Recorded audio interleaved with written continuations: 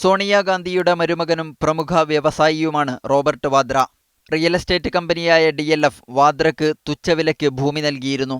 കോൺഗ്രസ് അധികാരത്തിലിരിക്കുന്ന ഹരിയാനയിൽ DLFുമായുള്ള ഭൂമി ഇടപാടിൽ വാദ്രയോട് മൃദുസമീപനം സ്വീകരിച്ചുവെന്നായിരുന്നു ആരോപണം.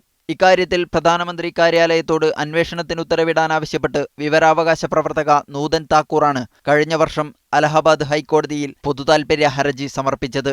എന്നാൽ പത്രവാർത്ത അടിസ്ഥാനപ്പെടുത്തി രണ്ട് സ്വകാര്യ സംരംഭകർക്കിടയിലെ ഭൂമി ഇടപാട് അന്വേഷിക്കാനാവില്ലെന്ന് പ്രധാനമന്ത്രി കാര്യാലയം കോടതിയിൽ സത്യവാങ്മൂലം നൽകിയതിനെ തുടർന്ന് കോടതി ഹർജി തള്ളി. ഇതിനെ തുടർന്ന് സത്യവാങ്മൂലത്തിൽ സമർപ്പിച്ച രേഖകൾ താക്കൂർ വിവരാവകാശ നിയമപ്രകാരമുള്ള അപേക്ഷയിൽ ആവശ്യപ്പെട്ടു. ഈ അപേക്ഷയ്ക്കുള്ള മറുപടിയിലാണ് പ്രധാനമന്ത്രി കാര്യാലയത്തിന്റെ ഇപ്പോഴുള്ള പ്രതികരണം. സുതാര്യത കാത്തുസൂക്ഷിക്കുന്നതിനാണ് വിവരാവകാശ നിയമമെങ്കിലും സർക്കാരിന്റെ തീവ്ര രഹസ്യ സ്വഭാവമുള്ള വിവരങ്ങൾ പുറത്തുവിടാൻ കഴിയില്ലെന്നാണ് പ്രധാനമന്ത്രി കാര്യാലയത്തിലെ ജോയിന്റ് സെക്രട്ടറി ധീരജ് ഗുപ്ത മറുപടി നൽകിയത്. News desk media 1.